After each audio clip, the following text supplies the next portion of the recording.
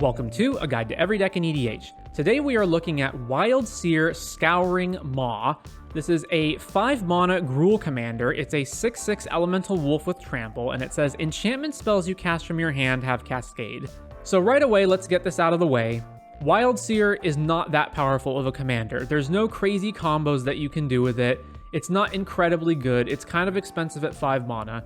So if you are choosing to play Wildsear, it's because you like enchantments and you like playing Cascade and Gruul specifically. Because even amongst enchantment decks, there's better Enchantress decks than Wildsear. Obviously, cards like Scythus are better than it. So we're focusing more towards the casual end of the spectrum on this one, but we are still trying to push it to high power if possible. So to begin, we've got Cindervines, which is just fine as a removal spell that also doubles up as a way to punish opponents for casting a bunch of non-creature spells. And remember that because we have Wildsear, anytime that we can have a card that is an enchantment as opposed to something else, we are going to want to do that. Although cascading into a 1-drop isn't great. Then we've got all of our card draw, so we're playing all the Enchantress effects, Argothian Enchantress, Eidolon of Blossoms, Enchantress Presence, Setessan Champion, Verduran Enchantress. If we can cast or have enchantments enter to draw cards, we're going to do it. We obviously have regular stuff like the One Ring and Sylvan Library. Recycle here, and I think Recycle and its black version, Null Profusion, are particularly underrated commander draw spells. 6 mana, skip your draw step. Whenever you play a card, draw a card. So that's playing lands or casting spells, and your hand size is only 2, but that's fine because we're just recycling cards constantly. And then in red, we've got Stolen Strategy, 5 mana at the beginning of your upkeep. Exile the top card of each opponent's library. Until end of turn, you may cast spells from among the exiled cards and spend mana as though it were mana of any color. And Sunbird's Invocation, 6 mana enchantment.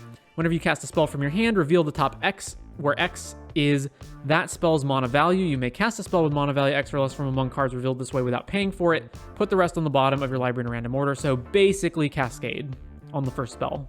Next, we have Defense of the Heart and Fight Rigging for cheating stuff in. So Defense of the Heart is 4 mana. At the beginning of your upkeep, if an opponent controls 3 or more creatures, sack Defense of the Heart, search your library for up to 2 creature cards, put those cards on the battlefield. We're going to use this to assemble creature-based combos. And Fight Rigging, Hideaway 5. When it enters, you look at the top 5, exile 1 face down, beginning of combat on your turn.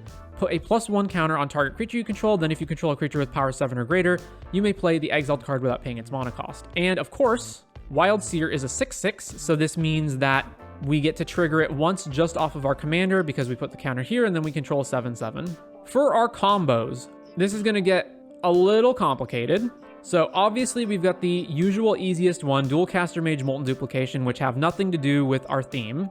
But then we've got the ones that are on theme. So Aggravated Assault, 3 mana, and then you can spend 5 to untap all creatures you control. After this main phase, there is an additional combat phase followed by an additional main phase. Activate only as in a sorcery. Awakening, at the beginning of each player's upkeep, untap all creatures and lands, including theirs. Curse of Bounty, enchant a player. Whenever enchanted player is attacked, untap all non-land permanents you control. Each opponent attacking that player untaps all non-land permanents they control. Shivan Gorge, a land that you can pay 3 and tap to deal 1 to an opponent.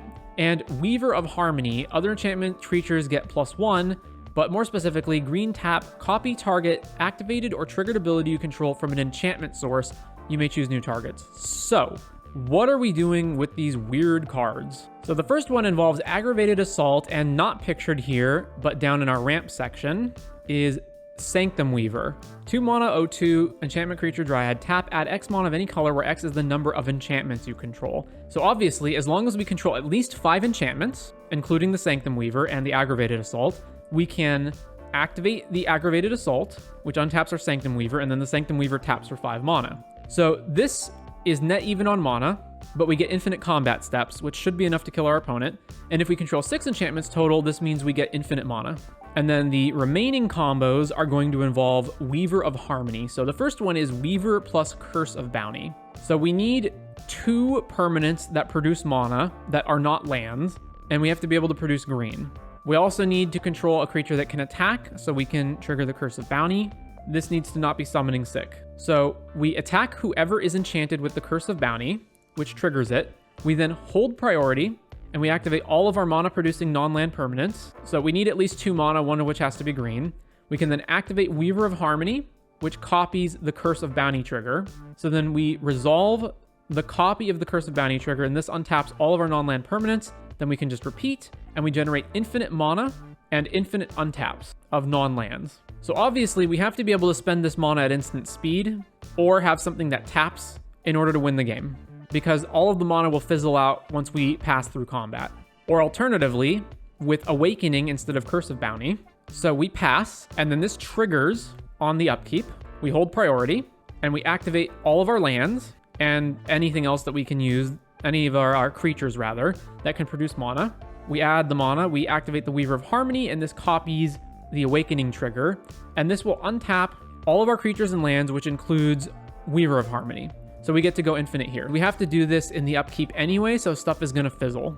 So once again, we need a way to tap or spend the mana before a phase change. In this case, we can use Shivan Gorge, because Shivan Gorge will be amongst the lands that we're untapping, so as long as we can produce enough mana total, we can tap and ping our opponents to death with the Shivan Gorge. In the case of the Curse of Bounty, it's a little more complicated because this one doesn't untap our lands, so we have to find another way of doing it. So we've got our Red Blast, we've got Rhythm of the Wild, creatures spells you control can't be countered, and non-token creatures you control have Riot, which means they either enter with a +1 counter or haste. Specifically like this because it means that the commander is uncounterable.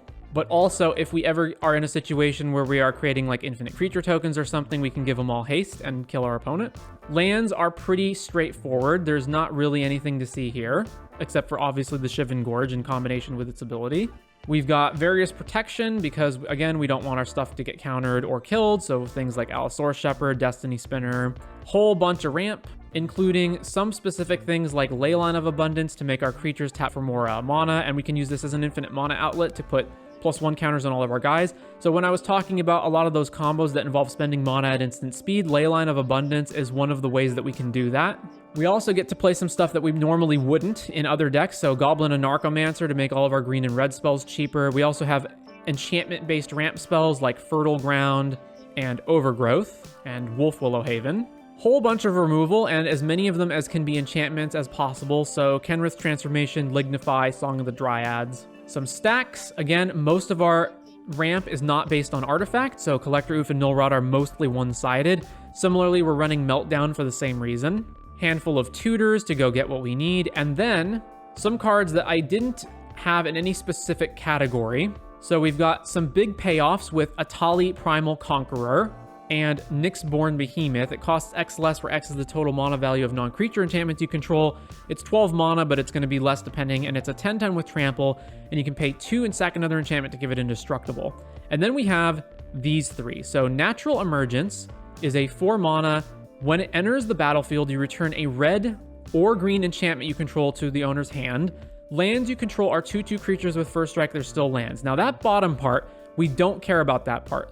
The part that we care about is the 4 mana enchantment that can bounce itself. So the idea, of course, being that we can play this, trigger Wildsear to get the cascade on a 4 mana spell, bounce it back to our hand, and cast it again. And especially if we've got infinite mana, this means we can cascade through our entire deck.